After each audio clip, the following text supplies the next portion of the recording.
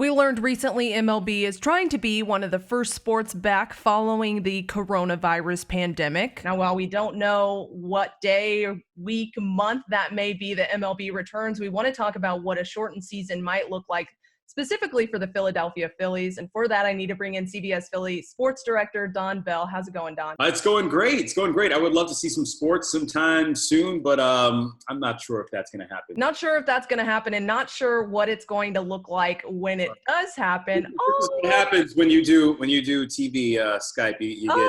He was trying to get his TV airtime, internet airtime. I want to talk to you, Don, about what a shortened MLB season might look like for the Phillies specifically, and then for any of the other teams in the league. Well, it's, Katie, I think this is really interesting because at what point, at what number of games can you justify having a season?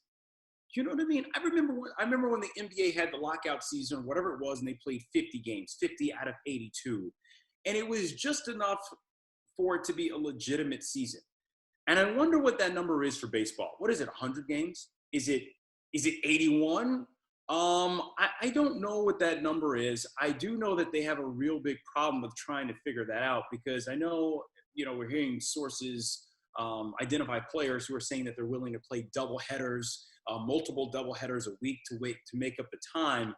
And I just don't know if any of that's going to be feasible. It seems like a lot of extra physical exertion for the players, especially in the hot summer months, to do something like that. Now, if it were a shortened season, how might that hurt or help the Phillies? Oddly enough, if you take the last 2 years into consideration, it actually helps the Phillies just based off their MO.